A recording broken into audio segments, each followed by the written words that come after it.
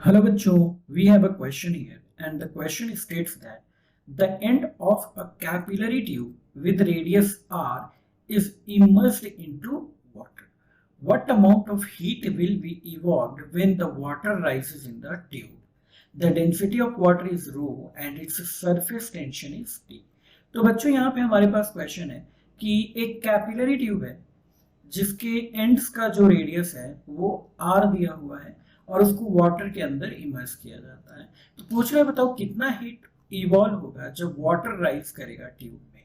Density दी हुई है water की रो है और सरफेस टेंशन टी दिया हुआ है। What we have given that radius of capillary जो है इज इक्वल्स टू आर है। Density of rho of water जो है डेंसिटी ऑफ वाटर वो दिया हुआ है रो और सरफेस टेंशन जो है उसकी वैल्यू दी हुई है यहाँ पे टी, ये हमें दिया हुआ है। और क्योंकि यहाँ कैपिलरी राइज की बात की गई है और आपको पता होगा कि अगर कैपिलरी राइज की बात होती है along with the surface tension तो जो हीट इवॉल्व होता है फॉर्मूला हम क्या यूज करेंगे यहाँ पे सबसे पहले उसकी बात करेंगे।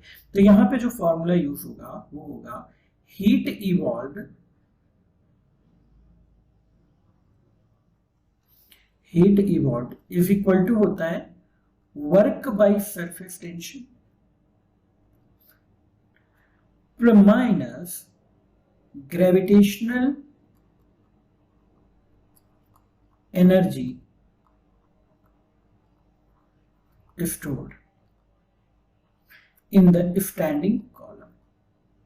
ये फॉर्मूला हम यूज करने जा रहे हैं।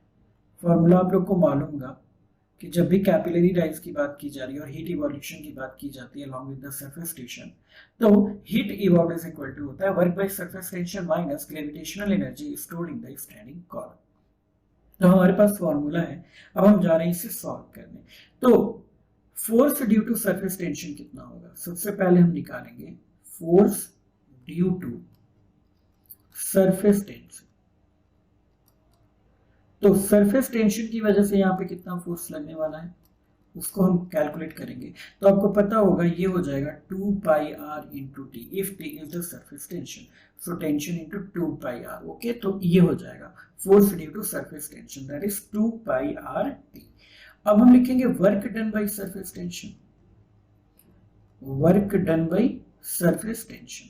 तो अगर सपोज कैपिलरी राइज पे जो कैपिलरी राइज होता है वो अप टू हाइट मान लो कि एच तक होता है, यहाँ पे हाइट हम क्या मान लेंगे एच मान लेंगे। तो बताओ वर्क डन कितना हो जाएगा, वर्क डन हो जाएगा 2 pi r d into h, force due to surface tension into the height, ये हो जाएगा। जहां पे एच जो है वो क्या है, H is rise in level, कितना राइज हुआ है लेवल का। अब देखो अगर हम इस पूरे सिस्टम को इक्विलिब्रियम पे मान लें, एट इक्विलिब्रियम की बात करें तो force due to surface tension जो होगा वो इक्वल्स टू हो जाएगा फोर्स ड्यू टू ग्रेविटी।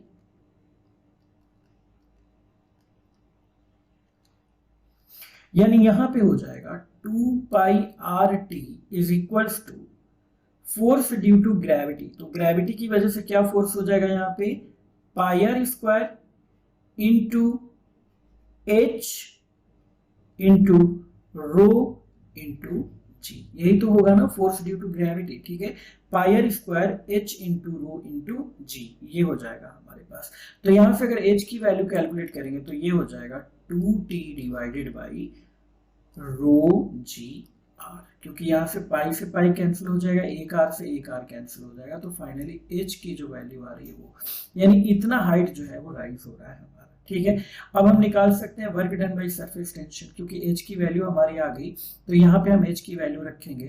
तो work done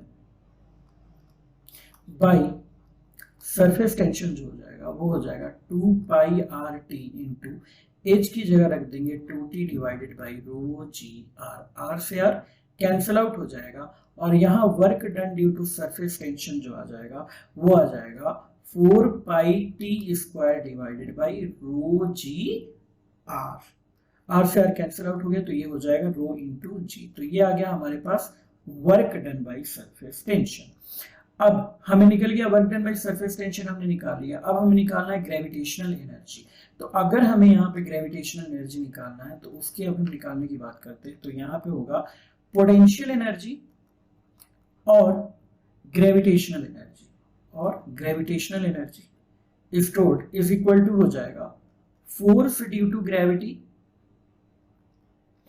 force due to gravity into h/2। यहाँ पे हमने h/2 क्यों लिया हुआ है? ओके, तो आपको ये समझ में आना चाहिए कि मान लो अगर किसी भी ऑब्जेक्ट का अगर हम ग्रेविटेशनल एनर्जी करेंगे तो ग्रेविटेशनल एनर्जी हमेशा हम कहाँ से करते हैं? सेंटर से इंक्लूड करते हैं। तो अगर ये पूरी हाइट अगर h है और सेंटर से हमें लेना है तो ये कितना हो जाएगा? h/2। तो इस वजह से हम यहाँ पे h/2 लेंगे यहाँ पे। तो ये हो जाएगा फोर्स ड्यू टू ग्रेविटी, हमें मालूम है क्या हो जाएगा फोर्स ड्यू टू ग्रेविटी, ये हो जाता है आपका pi are square h rho into g plus into g into यहाँ हो जाएगा h/2। ये हो जाएगा half pi are square h square rho into g. अब यहाँ पे हम h की वैल्यू रख सकते हैं, यहाँ से h is equal to 2t/ρg, तो ये हो जाएगा half pi are square rho g, और h की जगह पे हम रख देंगे 2t divided by rho g R. तो ये हो जाएगा half pi are square rho g into यहाँ पे स्क्वायर होगा तो ये हो जाएगा 4t square divided by rho square g square R square. यहाँ से एक रो से रो कैंसिल हो जाएगा, जी से एक जी कैंसिल हो जाएगा, और ये आर स्क्वायर और आर स्क्वायर कैंसिल आउट हो जाएगा। और यहाँ पे जो ग्रेविटेशनल एनर्जी हमारा निकल के आएगा वो हो जाएगा आपका ये 2 से ये 2 2 से 4 हो जाएगा। तो ये हो जाएगा 2 pi t square divided by rho into g. ये हो जाएगा हमारा ग्रेविटेशनल एनर्जी। अब क्योंकि हमारे पास ग्रेविटेशनल एनर्जी भी निकल आया और work done due to surface tension भी निकल आया, तो फाइनली हम हीट इवॉल्व को कैलकुलेट कर सकते हैं। तो अब हम कैलकुलेट करते हैं हीट इवॉल्व। तो यहाँ से हो जाएगा heat evolve is equals to यहाँ पे work done by surface tension, तो ये हो जाएगा 4 pi t square divided by rho into g and minus gravitational energy, so it is 2 pi t square divided by rho g. Finally जो हमारा answer आएगा वो हो जाएगा 2 pi t square divided by rho g. तो ये हो गया हीट इवॉल्व। इट मीन्स जो हीट इवॉल्व हो रहा है वो कितना हो रहा है? वो हो रहा है 2 pi t square divided by rho g. So this is our required answer. I hope it is clearly understood to you. Thank you so much.